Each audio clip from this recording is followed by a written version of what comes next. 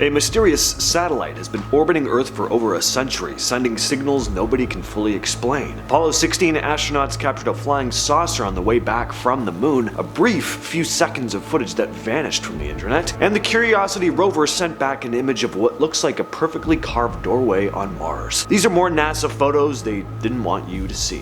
What you're looking at here is a mysterious object known as the Black Knight satellite. The story of the Black Knight satellite starts with some really strange signals that go way back to 1899. Nikola Tesla was in Colorado experimenting with this radio equipment when he picked up transmissions that didn't make any sense. At first he thought they came from the atmosphere, but he later realized they were coming from space. Not long after, an Italian inventor reported picking up similar signals, and a Norwegian engineer named Jorgen Hals picked up something even stranger: radio echoes that returned with huge delays, way longer than they should have. These are now called long-delayed echoes, and even today nobody can fully explain them. Then in 1973, a Scottish researcher named Duncan Lunan claimed he actually decoded a message from one of these signals. According to him, it was a star map pointing straight to the Epsilon Beta star system. Things got even weirder though in 1998 when astronauts on the STS-88 mission photographed a dark, oddly shaped object orbiting Earth. NASA just brushed it off, saying it was probably a thermal blanket that slipped away during the mission, but a lot of people saw something different. UFOologist Jacques Vallée even tried to investigate evidence linked to the satellite, but his findings were supposedly confiscated. Some say the Black Knight could be an ancient piece of alien technology, possibly a time capsule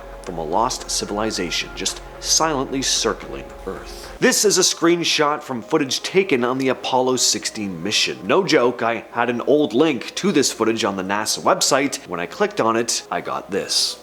Just a fun little piece of info there. During the Apollo 16 mission, NASA's fifth successful trip to the moon, something really strange was caught on camera. Astronauts John Young, Thomas Mattingly, and Charles Duke were on their way back to Earth when they managed to capture just a few seconds of footage. In it, you see what looks exactly like a flying saucer hovering above the moon. Not some blurry dot. This thing had that classic UFO look, the kind of shape that you'd expect to see in a 1950s B-movie. The clip was filmed with a 16mm camera, running at 12 frames per second, aimed out of one of the command module windows. 4 seconds isn't much, but it's long enough to raise questions about what they saw out there. Now, NASA's official explanations never really satisfied everyone, and the fact that the footage was later harder to find online only added fuel to the fire, of course. Imagine traveling all the way to the moon, about to head home, and suddenly spotting something like that drifting nearby. If it was me, I'd probably never stop talking about it. Take a good look at this. This is the image the Curiosity rover sent back from Mars in May of 2022, but you'd think this image was taken at an archaeological site here on Earth. It looks exactly like a doorway carved into the rock. It's got that sharp rectangular shape, about a foot tall, and almost looks like it leads somewhere. The thing is, of course, nobody from Earth has ever been to Mars, so what are we looking at? Some people immediately thought it could be the remains of an ancient alien civilization, proof that intelligent life once lived out there and left this behind. Scientists and folks at NASA, on the other hand, were quick to say it's probably just differential erosion, where softer rock wears away faster than the harder stuff around it. They also mentioned Mars quakes that could have split the rock in this way, but still, I mean, look at this.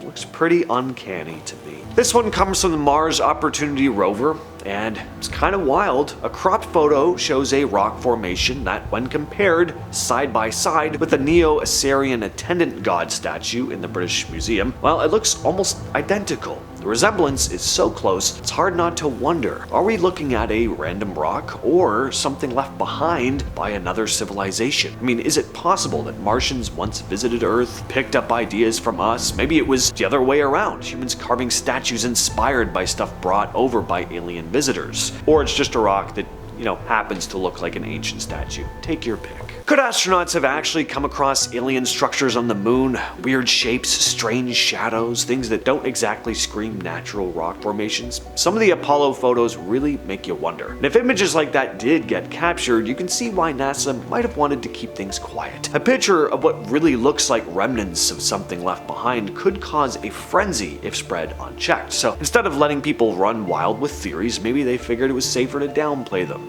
bury a few photos or explain them away as camera glitches or light tricks. One of the most famous examples is this one right here, nicknamed the Castle. It shows what looks like 3 columns holding up a kind of tower-like shape. Even stranger, looks brighter than the surface around it, almost like it's reflecting light differently. For a lot of people, this is the photo that first planted the idea of alien structures on the moon. Was it just a glitch in the film, a case of pareidolia, or was this one of the anomalies NASA quietly brushed under the rug so nobody would start asking too many questions? Speaking of that, next up we've got more so-called alien bases on the moon. Scott Waring, who's well known for digging into this kind of stuff, has spent years combing through photos and footage, zooming in on lunar craters and pointing out shapes that don't really look like they belong there. Structures that seem too geometric, too sharp, too out of place to just be random rocks. He's even claimed that some of these objects vanish on later scans of Google Moon, like they were edited out after people started noticing them.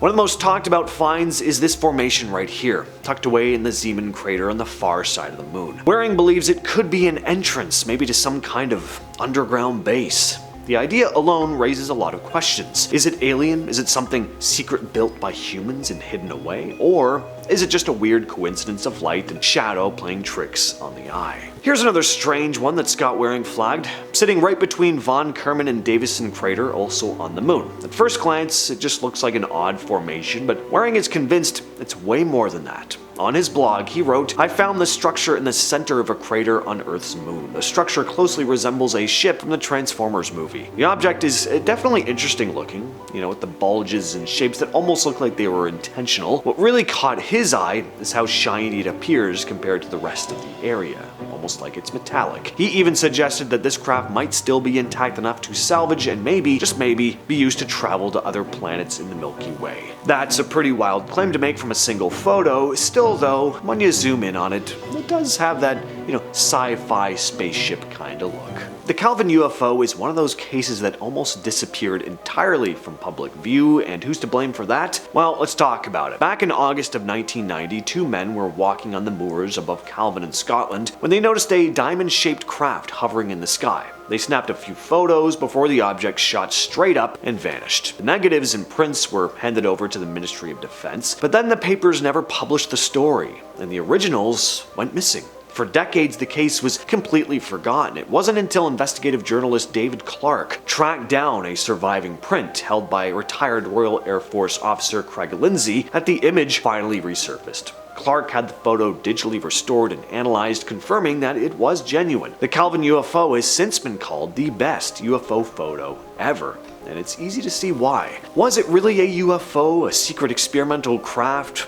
Who knows, but the fact that it was lost for so long, hidden away in Ministry of Defense files, does kind of make you wonder. This is one of the only remaining images taken at the time of the Kecksburg UFO incident. The Kecksburg UFO crash is seriously one of the weirdest cases in UFO history. On December 9th, 1965, people across 6 US states and parts of Canada saw this massive fireball streaking across the sky over Detroit and Windsor. Then folks in the tiny village of Kecksburg, Pennsylvania said they saw something actually crash into the woods. Witnesses reported seeing blue smoke drifting through the trees and feeling vibrations in the ground. Authorities quickly cordoned off the area and started searching the forest, but officially they claimed they didn't find anything.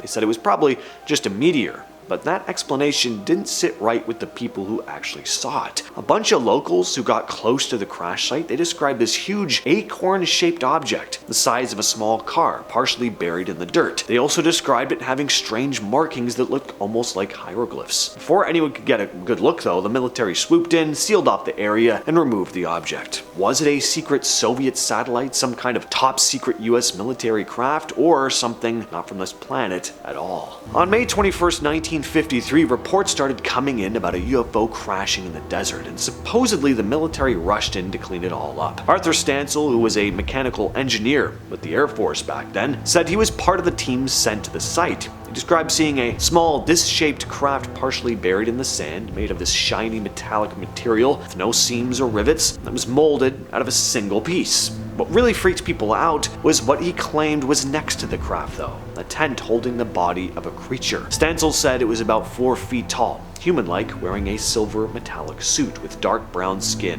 on its its face. Everything he saw was quickly loaded onto trucks and taken somewhere secret. The craft, the body, and any documented proof, like footage and photographs, were all sealed away. So whatever really crashed in the desert that day will probably remain a mystery. I've been your host James, and I will catch you, yes you specifically, in the next video.